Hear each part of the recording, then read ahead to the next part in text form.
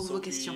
Alors, en ce qui concerne l'impact environnemental des législations, à l'heure actuelle, il s'agit là de quelque chose qui ressort de l'initiative des États membres. C'est quelque chose que, bien entendu, j'encourage.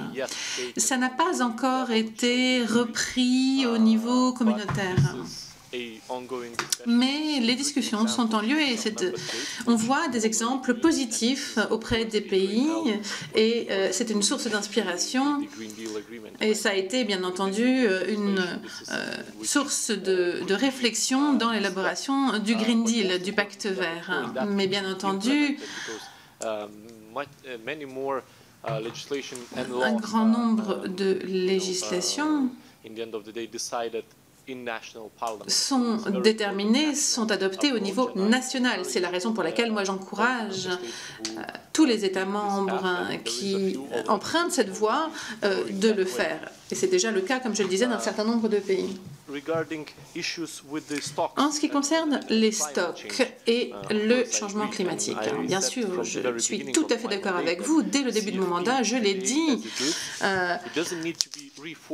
la PCP ne doit pas nécessairement être réformée, mais doit être élargie. Et à l'heure actuelle, elle ne tient pas en compte le changement climatique, les changements climatiques. Elle tient compte de certaines conséquences liées au changement climatique,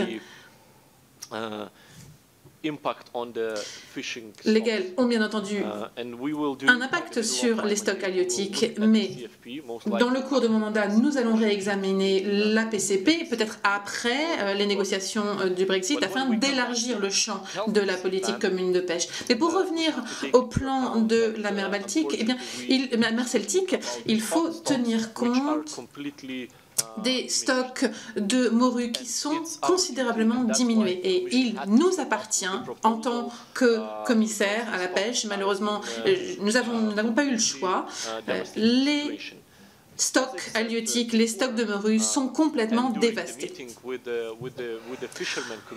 J'ai rencontré des membres de la communauté des pêcheurs et des pêcheuses. Des propositions ont été débattues par les ministres au sein du Conseil et ont été soutenues par l'ensemble des pays, premièrement. Deuxièmement, nous sommes encore ouverts à des discussions pour faciliter la mise en œuvre, peut-être adopter des nouvelles mesures qui pourraient avoir autant d'effets positifs que ce que préconisent les scientifiques et qui seraient plus faciles à mettre en œuvre. L'objectif pour nous est bien entendu de lutter contre la déperdition, la disparition de la morue. Alors, ce sont des décisions qui sont difficiles et qui sont douloureuses pour les pêcheurs, je le sais. Je sais qu'il y a une augmentation du prix du carburant, je sais qu'il y a beaucoup d'anxiété liée au Brexit, au changement climatique. Je suis conscient de tout ça, mais je suis prêt, mes services, mes équipes le sont prêtes, à travailler avec les pêcheurs pour trouver des solutions, pour essayer d'impliquer peut-être le FEAMP. Mais l'objectif final, le principal objectif, c'est avant tout de inscrire ces stocks dans la durabilité, puisque comme je l'ai dit, s'il n'y a pas de poissons, il n'y a pas de pêcheurs. Et nous serons alors confrontés à d'autres problèmes sociaux et économiques. Alors je suis prêt à débattre, à discuter avec vous, avec les pêcheurs et les pêcheuses, pour trouver des solutions les plus à même de résoudre le problème. Mais nous ne pouvons pas permettre, nous ne pouvons pas autoriser une disparition complète des stocks de morue au point où nous ne pourrons plus rien faire. Ce sont encore une fois des décisions qui ont été prises, qui ont été jugées comme les moins douloureuses, qui ont été fondées, ancrées dans des rapports scientifiques, et nous sommes encore une fois ouverts à l'idée de prendre d'autres mesures tout aussi efficaces qui pourraient être plus faciles à mettre en place. Alors,